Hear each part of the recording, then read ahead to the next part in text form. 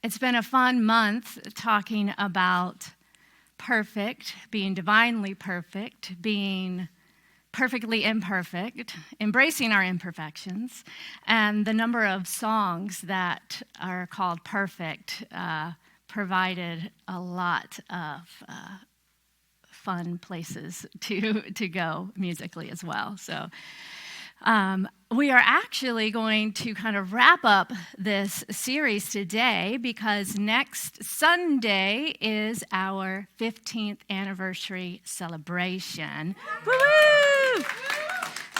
And we have some different things planned for next week. So today we are going to wrap up this Practice Makes Imperfect theme. So we talked about the paradox of perfection, right? We kicked it off by talking about how we are divinely perfect and we are human.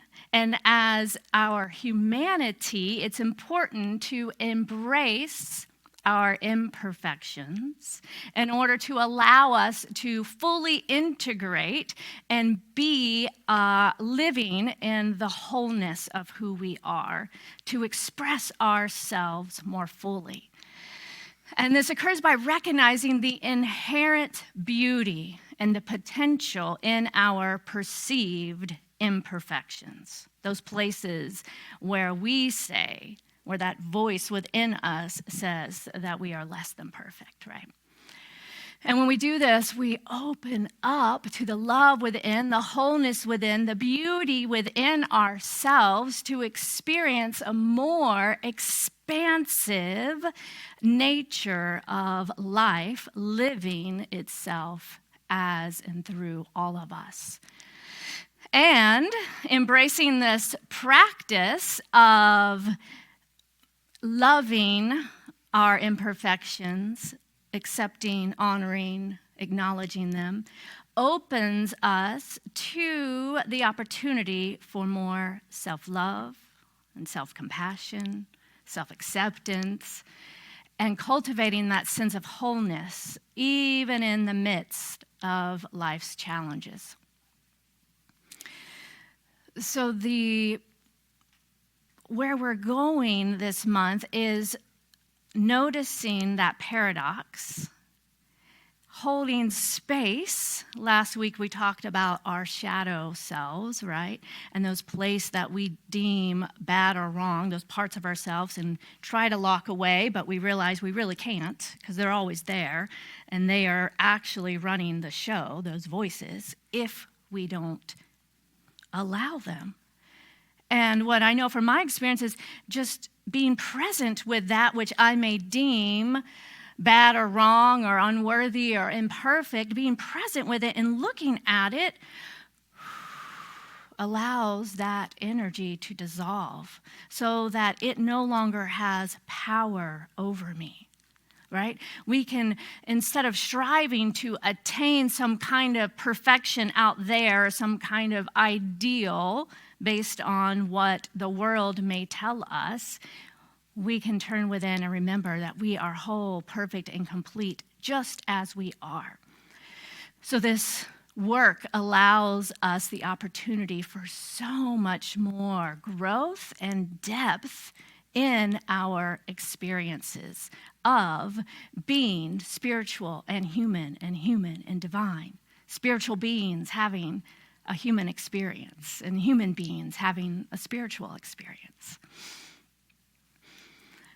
Recognizing that inherent beauty and the potential and the beauty and possibility, even in our flaws, we open ourselves to this journey of self-exploration and transformation. Tara Branch is a meditation teacher, an author, and from the Buddhist tradition. And in her book, Radical Acceptance, she says, on this sacred path of radical acceptance, rather than striving for perfection, we discover how to love ourselves into wholeness. So I want to share an example.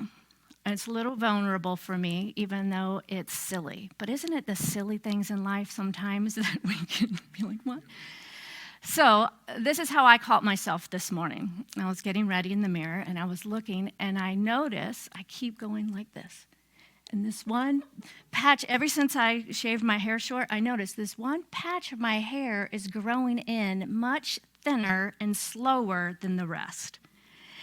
And I go and I'm doing this, and I'm literally like pulling the hairs like that can make it grow better. And I'm like, oh, and then I go, what are you doing, Rainbow? And I notice how I keep literally and picture everything. Like every time I was like focusing on this one area and making it doesn't feel good, right? Like feeling like, oh. And then I paused and I caught myself this morning and I thought, Rainbow, why don't you focus on the rest of your hair that you love and can play with, and focus on the qualities that you desire, the lusciousness, the softness, the boldness, right? How much do we do that, y'all? We focus on the one patch that we think is not worthy or good enough, when yet there's the whole rest of it and the wholeness itself, which together is perfect. So I share my little vulnerability about my, seeming bald spot, and let go of judging myself for that and embracing the beauty that I am. And I invite you to do the same. Because when we can practice with those little things, that builds the practice and the resilience to do it in the bigger moments of life. When something occurs that we may feel like is happening to us, or something occurs that we do not want to experience in a relationship, or that we see in the world, if we focus only on that which is wrong or bad, that's where all of our energy goes, and literally our vibration goes like, right? And then that's all we can see. Like every time I look in the mirror, that's all I could see. So, as I shared last week, I want to explore a little deeper what I feel is the number one practice in our spiritual growth, in this opportunity to really know our own worth and wholeness, and to have that reflected in the world around us, which is releasing this tendency to judge and to focus only on what's wrong or bad, right?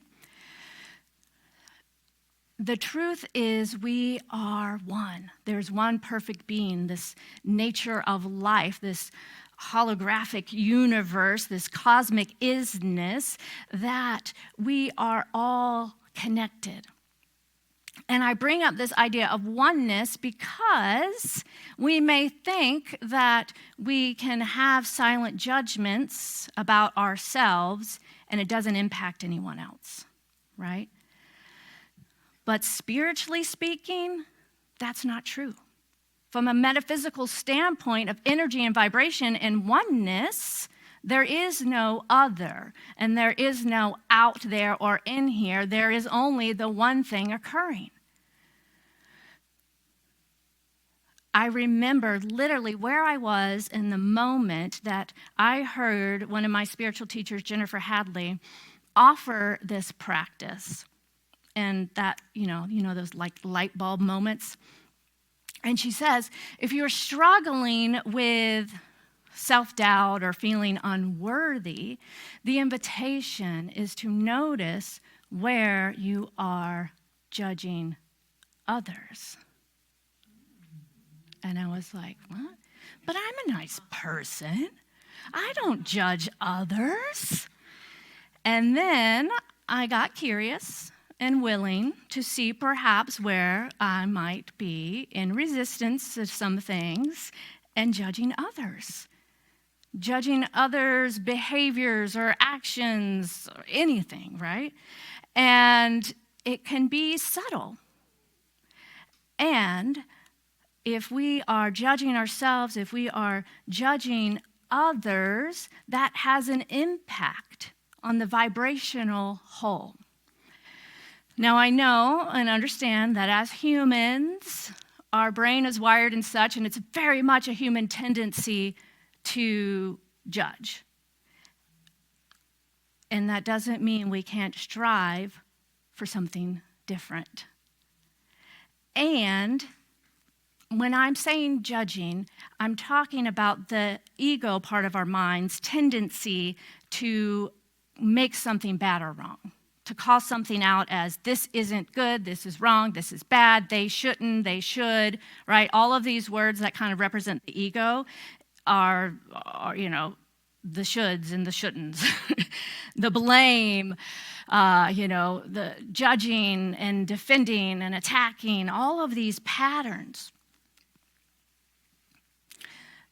So, when we start to notice, here is the key. Shift your judgment into a preference. Allow what you are judging to highlight what you actually desire or value and point out to you what it is that you would like to see more of, and then focus on that. Allow the judgment, the human tendency, right, to be there because we're accepting all of who we are wholeness. It's going to come up. We're going to be there. But just like we do our mindful practices with anything, once we notice it, we don't let it grab hold of our energy, and we don't go down the whole rabbit hole of the judgment. We can ask, what is this here to tell me? So let me give you a few examples that might help make this a little bit more real. I'm going to start with this silly, simple one. I prefer chocolate instead of vanilla ice cream. I don't judge vanilla ice cream as bad or wrong. I simply know that I prefer chocolate. If you prefer vanilla, great. Order your vanilla. I won't judge you. Now, that's an easy one, right? But I started with that example to see how simple it is to shift from a judgment to a preference, right? And that's the place we want to start getting to in areas that are a little denser, a little stickier, a little harder, like our relationships, politics, right? Finances, the systems, structures of the world. So when we see something and we think that is bad or wrong, that's not okay, notice that, but then go to, what is that telling you? What do you value? What do you desire? What would you prefer to see or experience instead? And just notice that and say in your head, oh, I prefer la la la. And if you are in the middle of a situation, say you're like at a meeting at work, right? And you're going to be there for an hour, and you can't get up and leave because you've committed to be there, whatever it may be. And someone is really on your nerves. They have a certain way of being, like we talked about last week. Perhaps it's your resistance is a projection, something to look at within yourself. But notice if there's someone that has a certain way of being. Let's say they tend to talk a lot and monopolize the meeting and derail it so everything goes way longer, for example. So if you're sitting there and you're judging that person, I don't know, these are just kind of, these are some, common patterns if you've ever worked with people, right? So if you're sitting there judging, like, oh, there they go again. Why do they do that? This is, I'm supposed to be somewhere. This is a waste of time, right? We notice that chatter and then breathe and then say, I prefer efficiency. Just notice that, right? And see if you can switch from being in resistance to what is, because all that's doing is making your experience in that moment even worse, right? Nothing's going to change right there. But if you can notice and just state, oh, that's good to know. I prefer efficiency. And then maybe you can look at yourself, well, there's an area in my life that I can be more efficient. Maybe it brings up something and there is something actually in the situation to do when it's appropriate to speak to the person or whatever, or invite a suggestion to move towards your preference. But if we stay in the judgment, it creates separation and divide. If you afterwards go to your two other friends and say, can you believe that meeting? What did they do? Creates separation. And we wonder why the world is like it is. Yeah. Even in environments where we seemingly all kind of get along and like each other, we sit there in the judgment, creating separation, othering, and then gossiping and getting our energy built up by having other people validate our story and our point of view, so then we feel right and righteous, and then make them bad or wrong. That's the ego, folks. Our work is to notice, pay attention. Don't make your judgment wrong, but breathe into it and say, get curious, right? What is this telling me? Connect with your heart. See if you can open up with compassion. Another step, once you identify your preference, perhaps is to open to compassion for that person, for accepting them just as they are, humaning the way we all human uniquely, yes? This is the work, y'all. By offering ourselves and others the kindness and the understanding, we can create a nurturing environment for personal growth, for self-expression. And that in itself is what creates this global transformation. But the ego, it can't quite tell the difference between transformation and annihilation.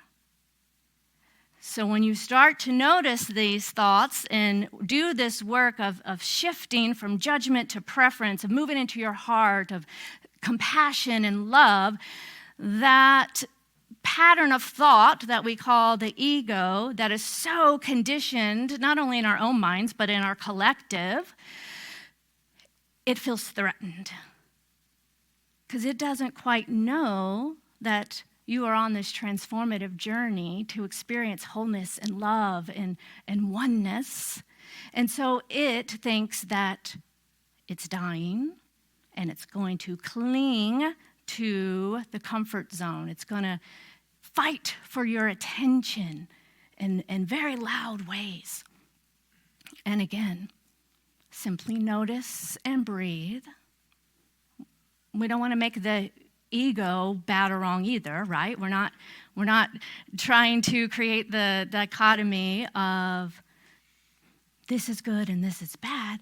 We notice it all, we love, we embrace, we accept, but we notice when the tendency of the ego is to feel threatened and want to hang on. We can lovingly say, thank you, and that thought, that pattern, that habit, that judgment no longer serves me now. And this requires practice. So, this week, this is real practice, y'all. I invite you to notice where your focus is. If you choose to watch the news, if you are just around other people, there will be an opportunity. Even if you're in the woods by yourself, there will be an opportunity, because there's that voice, that constant chatter that wants to hang on for dear life. So the practice is to move beyond your comfort zone, but know that you are not alone, for you are sourced by, powered by the great love of life itself. So notice where your focus is, and if you find yourself in resistance or judging what is, come back to your heart and ask what wants to be known in this moment. And then if you notice and can identify a preference, try turning that into an affirmation and working with that affirmation. Write it down, record yourself saying it, listen to it at night before you go to bed, write it, paint it, do a dance to it, make up a song with it. And that is how the neuroscience also ties into this, because we start to rewire our brain to focus more on that which we desire instead of that which we judge. Yes? So let's take a deep breath and move into prayer.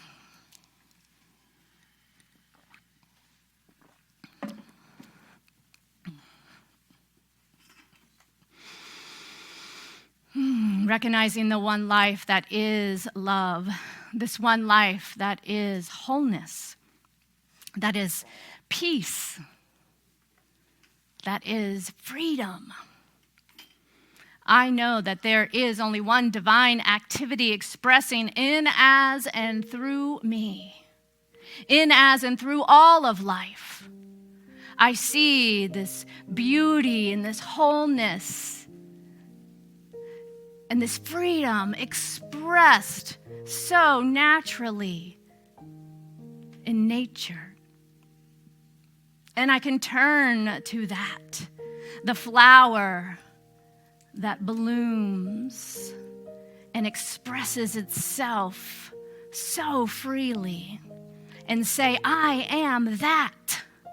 I am.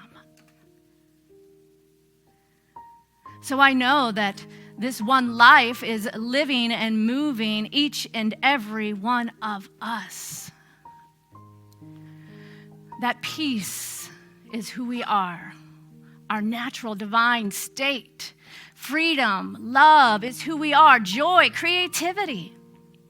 So in each and every moment, we can choose to remember the truth of who we are and to allow this love and this peace and this joy to lead the way as we focus on that which we desire,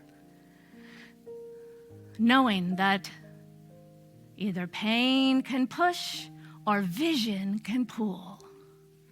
So we choose this day to rise up to this higher vision for our lives, for this spiritual community, for our country and the world. By seeing, claiming, and knowing love and only love, peace and only peace, freedom and only freedom. And it's with great gratitude for the fulfillment of this word that I release it now into the action of the law, that aspect of life that always says, yes, my beloved.